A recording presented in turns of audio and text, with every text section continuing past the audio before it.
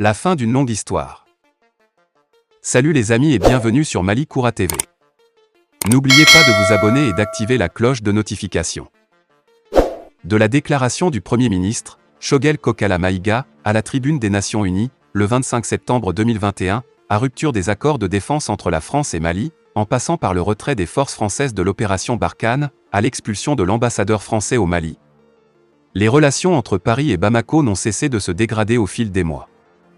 Voici cet acte majeur qui ont conduit à la rupture entre les deux pays. En effet, il faut remonter au mois de septembre 2021 pour mieux cerner cette tension entre notre pays et la France. À cette date, l'agence de presse Reuters annonce, le 13 septembre 2021, l'arrivée dans notre pays du groupe Wagner pour combler le vide laissé par le retrait des forces françaises de l'opération Barkhane. Quelques jours après, le Premier ministre, Choguel Kokala Maïga, prononce un discours historique à la tribune des Nations Unies, le 25 septembre 2021. Il dénonce le comportement de l'ex-colonie dans notre pays. Le PM est sans équivoque, le retrait de l'opération Barkhane est un abandon du Mali en plein vol. Choguel Maïga a également indiqué que le Mali a été placé devant le fait accompli.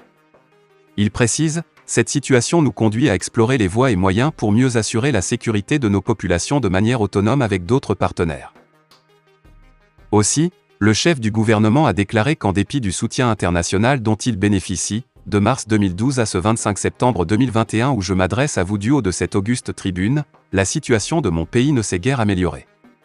L'extension de la menace djihadiste bien au-delà du nord du Mali et les violences intercommunautaires qui s'y sont greffées ne peuvent que confirmer ce constat d'échec. Après ce discours révolutionnaire du premier Malien, la colère du gouvernement français s'est exprimée par la voix de la ministre des Armées, Madame Florence Parly. Il n'y a pas de désengagement français, je tiens à commencer par rétablir des contre-vérités.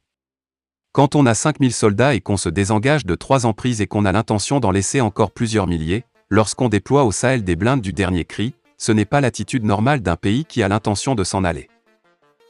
Après elle, le président Emmanuel Macron, lui-même, est monté au créneau pour réagir au discours de Choguel Maïga. Sans aucune retenue, le président français a qualifié de honte les propos du PM malien.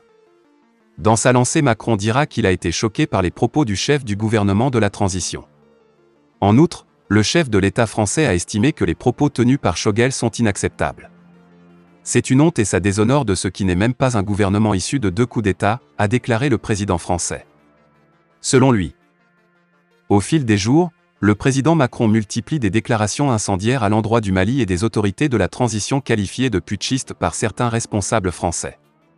Ainsi, il déclare, entre autres, sur les antennes de RFI, que l'armée française n'a pas à se substituer au non-travail, si je puis dire, de l'État malien. Soulignant qu'on ne peut pas demander à nos soldats de remplacer ce qui est le travail de votre État. Réponse du berger à la bergère. Le ministre, Abdoulaye Diop convoque l'ambassadeur de France au Mali, le mardi 5 octobre 2021, pour lui exprimer le mécontentement des autorités maliennes suite aux propos inamicaux et désobligeants tenus par Emmanuel Macron. Aussi, le chef de la diplomatie malienne a invité les autorités françaises à la retenue, en évitant des jugements de valeur. En outre, le ministre Diop a élevé une vive protestation contre ces propos regrettables. Enfin, il a appelé la France à se concentrer sur l'essentiel, notamment la lutte contre le terrorisme au Sahel, indique un communiqué du département AE. Le torchon brûle. Dans cette escalade verbale entre Bamako et Paris, le ministre français des Affaires étrangères, Jean-Yves Le Drian se signale. Le jeudi 27 janvier 2022, après la décision des autorités de la transition malienne d'expulser le contingent danois de Takuba. Propos de Le Drian à l'adresse des autorités maliennes, c'est une junte illégitime, qui prend des mesures irresponsables. Elle porte l'entière responsabilité du retrait des forces danoises et s'isole davantage encore de ses partenaires internationaux. Cette déclaration de Jean-Yves Le Drian a été fermement condamnée par son homologue malien, Abdoulaye Diop. Ce sont des propos empreints de mépris. Ce sont des propos que je condamne qui sont inacceptables. Et je crois que les insultes ne sont pas une preuve de grandeur. Nous sommes disposés à discuter avec la France ou d'autres sur des questions de substance. Il ne s'agit pas de questions irresponsables. Ce que nous essayons de faire, c'est de défendre les intérêts de notre pays. Toute présence étrangère au niveau du Mali doit répondre aux règles maliennes, doit aussi aller dans le sens des intérêts supérieurs du Mali, surtout pour la présence des forces étrangères.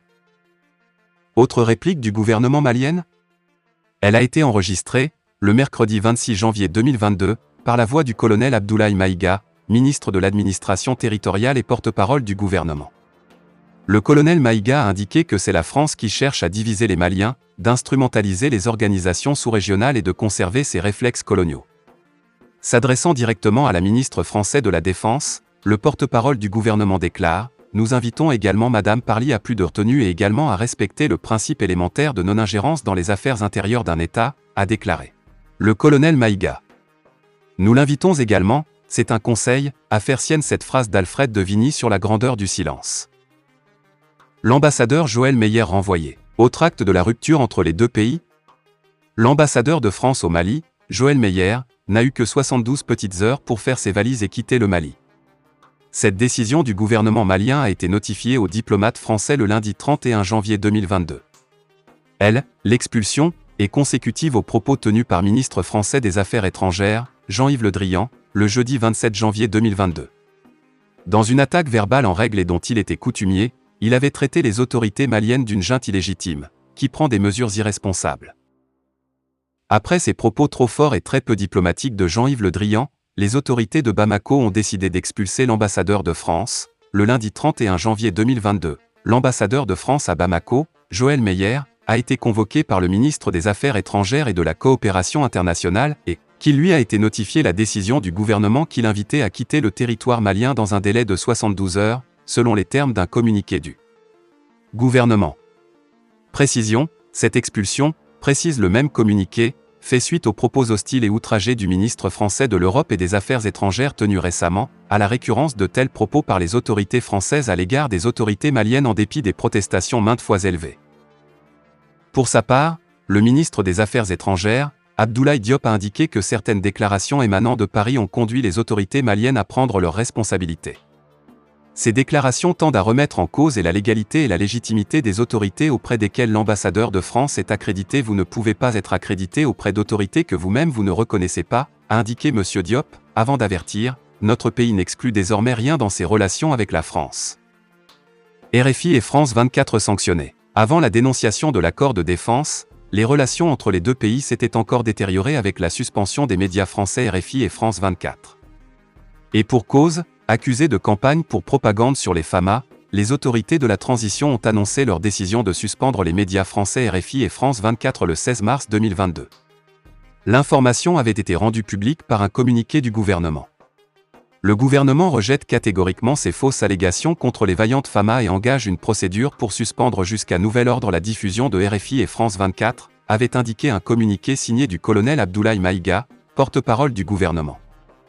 Le gouvernement malien avait également interdit à toutes les radios et télévisions nationales, ainsi qu'aux sites d'information et journaux maliens, la rediffusion et ou la publication des émissions et articles de presse de RFI et de France 24. Selon le gouvernement, RFI et France 24 participent à une campagne médiatique visant à déstabiliser la transition, la synchronisation de ce matraquage médiatique. Le gouvernement en déduit une stratégie savamment préméditée visant à déstabiliser la transition, démoraliser le peuple malien et discréditer les vaillants FAMA. RFI et France 24, interdites de diffusion au Mali depuis le 17 mars, ont été définitivement suspendues dans le pays.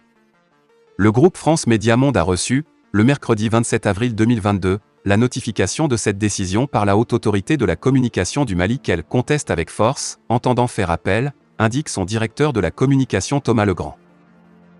La décision de sanctionner RFI et France 24 est intervenue alors que les autorités de la transition malienne avaient, par ailleurs, accusé, le 26 mai 2022, l'armée française d'espionnage et de subversion après la diffusion par l'état-major français de vidéos tournées par un drone à proximité de la garnison militaire de Gossi.